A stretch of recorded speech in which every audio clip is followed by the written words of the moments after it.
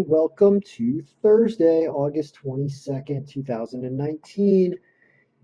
There are baseball games, and there's also a lot to learn about statistics and Microsoft Excel specifically. You can see that in many of my videos, we are in Microsoft Excel. I live in Microsoft Excel and I love it. And another reason why I do these videos is to show how you can manipulate data. So I kind of want to do some more evergreen style videos where we are going to talk about today's games, for example, but we're also going to talk about how we manipulate data and understand information to make better decisions and have it more video that's interesting in that way. So for example, today, what do we see here? We see Atlanta against Miami. Huge big score here. The line's terrible. It's predicting a lot of runs for Atlanta. The reason why this is, when we look at the breakdown of the game here, is that Miami has only won one game in the last 13 days, according to this file. Their lineup factor, which is calculated by their roster, is super low and not a good color. Their pitcher is not a good pitcher. He loses almost half of his games. And Soroka wins all his games. There's a lot of green here. In order for this team to lose, something crazy's got to happen. Soroka's got to have a terrible day. The Marlins have to hit, and their bullpen has to hold up. And Atlanta, a team that's fighting for playoffs right now, that's another thing we haven't incorporated in this file, standings. We should do that because a team's desire to win, like the Mets' desire to win and come back and beat, I believe, Cleveland yesterday, the effort involved, it matters, right? So this is a great pick, okay? Well, it's then got Tampa Bay, Baltimore, Houston, Detroit, Washington, Pittsburgh. This is all going to change throughout the day as we update lineups. The only game that has updated lineups right now is the game that starts very soon, which is this San Francisco Cubs game. Now, let's talk about how to analyze this game in different ways, because right now it's saying don't bet the game. The bet score factor is not above 0. It does think that the Cubs are going to win, but the line's not good enough to bet them. That's what it's saying. It's also saying close game. So if you're going to think about anybody plus 1.5, it's really saying San Francisco. Well, we have a distribution of things over here, or variables, or in statistics we call them independent variables, hopefully independent variables if they're not tied to other things. And we are trying to determine a percentage of how much we care about all of these variables. Well, I realized as I was looking at this and throughout historical records, because I have almost all of the games from the season in here already in the results sheet, where we have been logging information. You know, it's a really big amount of data.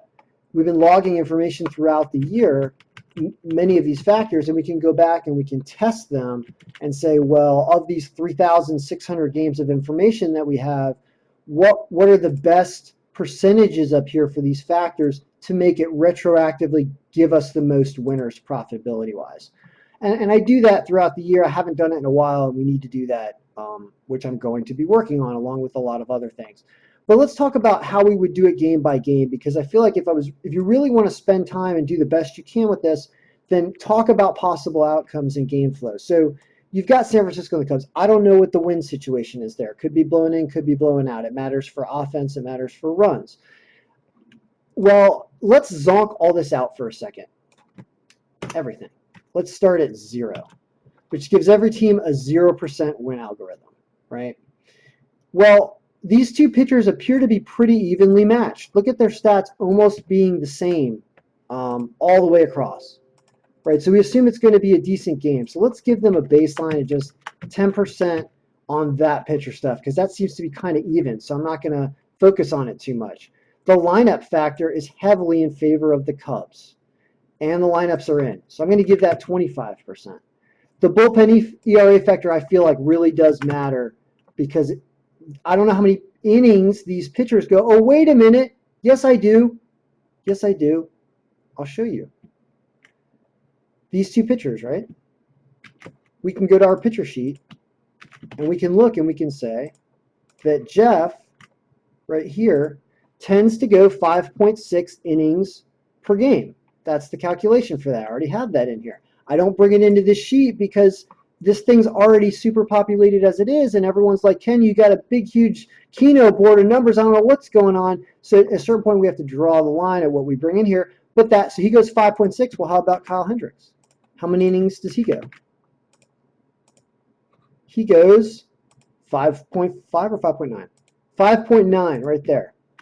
So he goes a little longer, right? So maybe if you're thinking about weighting the bullpen ERA factor, you would weight the Cubs bullpen ERA a little lower, but his is still 3.37. So you're making the Cubs, I believe, even more of a favorite here.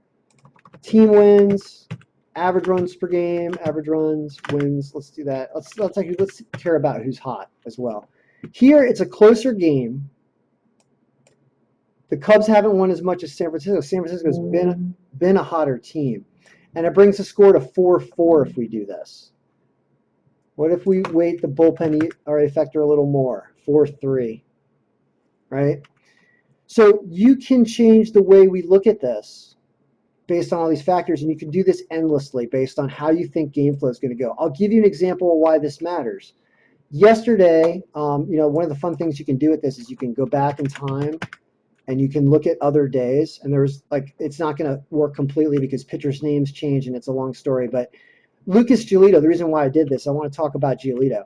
I saw this yesterday, and I saw Giolito going against Odorizzi, and even though the file really liked Minnesota in this game yesterday, if you look back at the bankroll for yesterday, Minnesota, that was this game, it thought the bet score was going to be 4.8. It really thought that Minnesota was going to win this game and put up, I believe, like 10 runs or something crazy. And they ended up losing 4-0 to the White Sox. And I thought about why that happened. What happened because Giolito has a tendency, if we look at Giolito's innings per game, how he can do this, because I remember watching him beat me. I went to a White Sox game this year. He didn't pitch. He can go 6 innings, right? So he goes 2/3 of a game, but sometimes he goes complete games. He's got 3 complete games, right? When you start sorting all the pitchers by complete games, look at Giolito as number 2 in the league when you see that, right? Why are we not bringing that information in when we think about how heavy we should be favoring Minnesota? So I will say this 7.5 minutes in because I won't go forever. Excel is a phenomenal tool, and I call this the algorithm. I don't call it the AI algorithm yet, but I want to call it the artificially intelligent algorithm because why? Because it needs to be smart enough to say, well, when Giolito's pitching, we got to remember he's one of the best when it comes to complete games, and he does have a win percentage of 56%. So you can't ever really favor Minnesota strongly against a pitcher like this because he has a tendency more than half the time to win a game and also to nullify this bullpen ERA factor for the White Sox of 4.9 because the bullpen's never going to make it in the game because he's going to say, I'm Giolito, I am Italian Superman, and you lose, Minnesota. So in order to have this percentage apply to each game appropriately by weighting different things and even looking deeper into the stats like complete games instead of just pitcher win percentage, then I think it's going to make better decisions. And that is my fault for not making this thing smart enough yet. And I'm going to work on that along with all the other sports that this stuff applies to. So we're out for now. Today, when we look back at today, what can we say about today? I talked about Atlanta. They look like this. Oh, see, now look what happens when we change this. So we changed our percentages now from what they were before. And it creates some weird things like negative scores for Miami because their lineup factor is so low and their number of wins. And you can see they have a negative 15. Apparently Baltimore's a negative and Detroit is a negative, right? So clearly this can't be right in reality, even though it does focus on some things.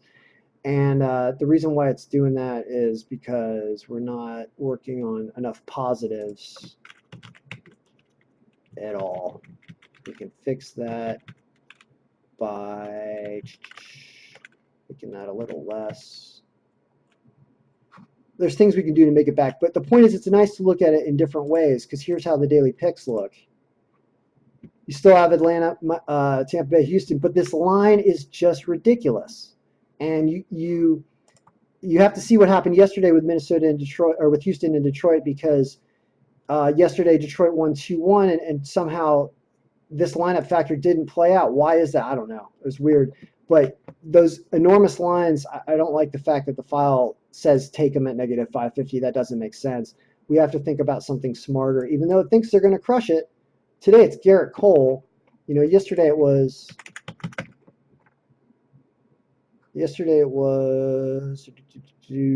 oh, it was a game. This is how I do this, by the way. I wrote these formulas in a way that you add the games from yesterday, and there's Houston. It just pops up automatically. Houston was 46-1 according to this distribution, and basically they were negative 550 yesterday. And Verlander was going even better than today, right? Because today,